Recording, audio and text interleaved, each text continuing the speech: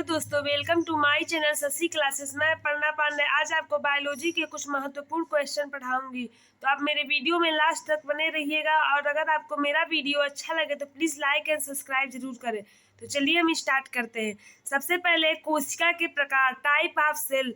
तो दोस्तों, कोशिका के प्रकार पढ़ाने से पहले मैं आपको पहले ही पढ़ा चुकी हूँ कि कोशिका क्या होता है, सेल क्या होता है। तो सेल हमारे जीवन का सबसे छोटी एवं कार्यात्मक इकाई होती है, यानी कि functional unit of the life. चलिए अब इसके प्रकार देखते हैं। तो दोस्तों, टाइप ऑफ सेल्स ये दो प्रकार के होते हैं। पहला है प्रोकैरियोटिक सेल एंड दूसरा है यूकैरियोटिक सेल। जो प्रोकैरियोटिक सेल होता है दोस्तों, वह एक कोशिकी होता है, एक कोशिकी जीवों में पाया जाता है। जैसे इसके एग्जाम्पल हो जाएंगे जीवाणु, नील हरित शैवाल। इसमें दोस्तों सबसे मोस्ट इम्पॉर्टेंट आता है हिस्टोन प्रोटीन, इसमें पाया जाता है कि नहीं। तो दोस्तों याद रखिएगा, हिस्टोन प्रोटीन प्रोकैरियोटिक सेल में एब्सेंट होता है। और जितने भी कोशिकांग जैसे कि mitochondria, endoplasmic reticulum, Golgi body, lysosome, centriole, sexual reproduction, ये सभी भी प्रोकैरियोटिक सेल में एब्सेंट होते हैं। 70S राइबोसोम इसमें प्रेजेंट होता है। कौन सा राइबोसोम प्रेजेंट होता है इसमें? 70S राइबोसोम प्रेजेंट होता है।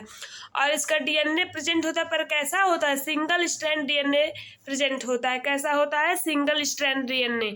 और किसमें में पाया जाता है? यह जीवाणु, नील हरित शैवालों, यानी कि एक कोशिकीय जीवों में प्रोकैरियोटिक सेल पाए जाते हैं। तो दोस्तों याद रखिएगा प्रोकैरियोटिक सेल का मेन फीचर्स। अब चलिए अगला आते हैं यूकैरियोटिक सेल। तो दोस्तों यूकैरियोटिक सेल बहुकोशिकीय जीवों में पाया जाता है। सबसे पहले इसमें डीएनए और हिस्टोन प्रोटीन प्रेजेंट होते हैं।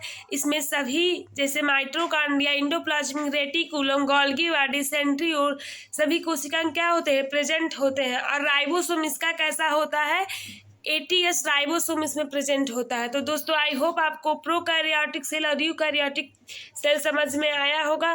तो चलिए हम अगला टॉपिक पे आते हैं, सेल वॉल, कोशिका भित्ति। तो देखिए दोस्तों, वो सेल किसे सेल का आवरण की कोशिका भित्ति कहते हैं, यानी कि सेल वॉल कहते हैं। और प्लांट सेल में हम लोग पढ़ेंगे, प्लांट सेल में makeup of the cellulose inside the plant cell, यानी कि प्लांट सेल के अंदर यह किसका बना होता है? सेलुलोज का बना होता है। किसका बना होता है? सेलुलोज का। अक्सर करके एग्जाम में पूछ देता है कि प्लांट सेल के अंदर कोशिका भित्ति यानी कि सेल वॉल किसका बना होता है? तो प्लांट सेल के अंदर सेलुलोज का बना होता है। और इनसाइड बैक्टीरियल सेल में यह किसका बना होता है? पेप्टाइडोग्लाइकॉन का बना होता है। बैक्टीरियल सेल में पूछता है कि कोशिका भित्ति किसका बना होता है? तो पेप्टाइडोग्लाइकॉन का बना होता है। चलिए दोस्तों, आई होप आपको ये भी समझ में आया होगा। अब राइबोसोम देखिए क्या होता है। तो दोस्तों राइबोसोम का नामकरण सबसे पहले रॉबर्ट ने 1958 ईस्वी में राइबोसोम किया। सबसे पहले किसने किया था? रॉबर्ट ने। कब किया था? 1958 ईस्वी में। सर्वप्रथम रॉबिन्सन एंड ब्राउन ने 1953 ईस्वी में इसे पादप कोशिका में देखी। सबसे पहले इसमें किसमें देखा गया था? पादप कोशिका में। किसने देखा था? रॉबिन्सन एंड ब्राउन ने। अगला है, यह राइबोन्यूक्लिक एसिड आरएनए नामक अम्ल वो प्रोटीन की बनी होती है। किसकी बनी होती है?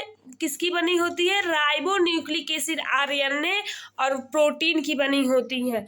और यह प्रोटीन का उत्पादन स्थल, यानी कि यहाँ से क्या उत्पादन होता है? प्रोटीन का प्रोडक्शन होता है। इसीलिए हम लोग क्या कहते हैं इसे?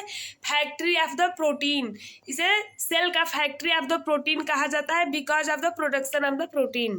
चलिए अब अगले टॉपिक पर आते हैं, माइटोकॉन्ड्रिया। माइटोकॉन्ड्रिया से दोस्तों हमेशा क्वेश्चन पूछे जाते हैं हर एग्जाम में, तो जरूर से आप ध्यान रखिएगा माइटोकॉन्ड्रिया क्या होता है।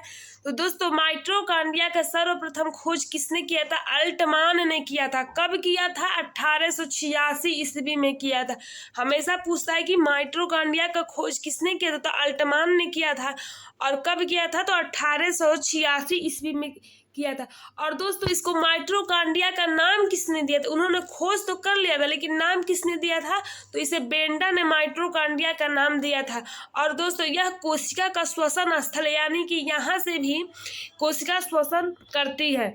और दोस्तों देखिए, इसे power house of the cell क्यों कहा जाता है? बिकॉज ऑफ द क्यों कहा जाता है? क्योंकि इसमें बहुत ऊर्जा उत्पन्न होती है। ऊर्जा युक्त कार्बनिक पदार्थों का ऑक्सीकरण माइटोकॉन्ड्रिया में होता है, जिससे काफी मात्रा में ऊर्जा प्राप्त होती है। इसीलिए इसे power house of the cell कहते हैं।